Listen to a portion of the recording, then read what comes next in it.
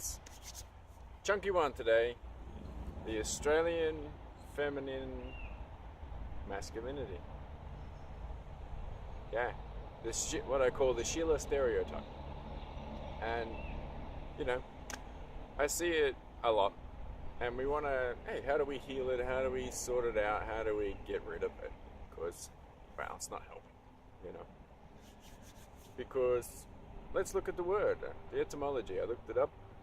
Stereotype. Stereo is ancient Greek for solid. Cool. Type. Well, typical. Is the flow-on effect of that. And what does that mean? It's mark or characteristic or stamp. So a solid mark or a solid characteristic that's essentially been stamped or placed upon us in our culture. And do we have to accept that? Well, we accept it, yes. That's the heart. How about we fix it? And so we don't have to deal with this emotional outburst all the time. Because they're not us. It doesn't feel right, does it? So, what I'd like to bring to your attention, it is a chunky one. And so, how did all this come about? Okay, with the British Australian culture of trying to prove themselves to be the most masculine,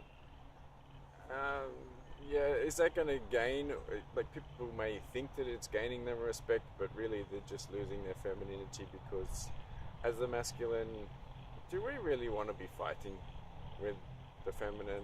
No way. What's the point of that? Listen, nobody wins. So what's the cause? What's the example? Like, and do Australia have the most masculine feminine on the planet? Wow. Did we win the Olympics in rugby, women's rugby? Is that an indication? Up to your interpretation. So, obviously we are a convict culture and country, so there's residue of that sort of stuff that we can deal with and leave behind. Because we have the ability to change our minds very easily. Go back to convict days, and the British culture, they just wanted to get rid of the problem, but then all of a sudden the convict culture and the settlement was thriving. So, but there was a lot of chaos, right? If you throw out people in a foreign land, nowhere near where they're going, where they're unsettled, and then whipping them and feeding them rum as payment. And there's just a whole bunch of men doing these sorts of things. They're not going to be happy, jolly men. Let's just face it. And yeah, they thought, all right, let's make a go with this. This thing's going all right. This settlement there should be something there. Could probably make us some money. So, in order to fix these problems, with a few hundred men or a few thousand men that are just causing chaos, what's next? So we thought, all right, we'll settle these guys down. We'll send out a whole bunch of feminine. So they did. They put out a couple of ships full of gorgeous goddesses. Well, possibly. And they were taken very good care of. They called them breeding ships. I know, think about where that kind of energy or that psychological aspect is coming from. Not the best approach, but at least they were taking incredibly good care of. Like, almost everybody survived on the trip, whereas in previous convict ships that were sent out, there was a much lower survival rate. Because the feminine are precious to us, and the men are sometimes expendable in this instance. So, on the trip, they had quite good care taken of them, especially in comparison.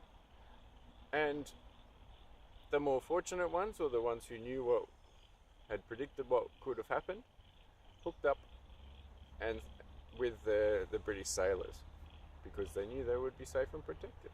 Because of course we want to create a safe container and protect our ladies so they can have the ability to just let themselves run free and do whatever they feel like.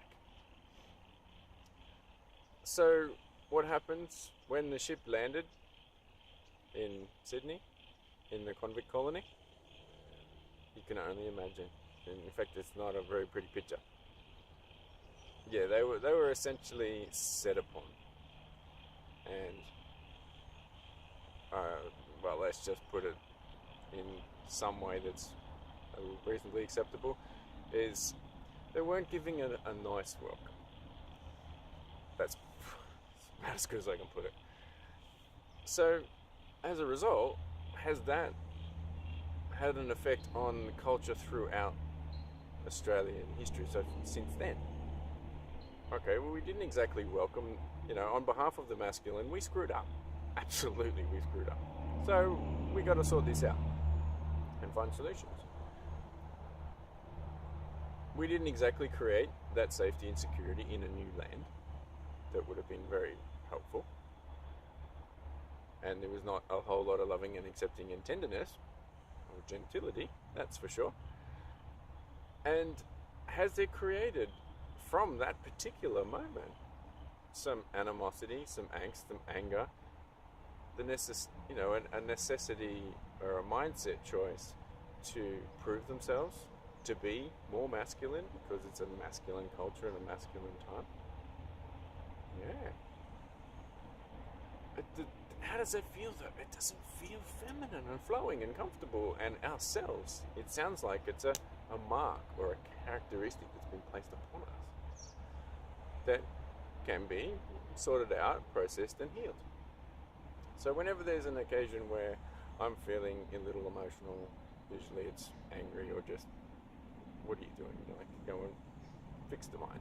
It's not working well. With a gorgeous feminine, what I like to do is check in with myself, because obviously it's something within me that's a big part to play in this, and let it flow.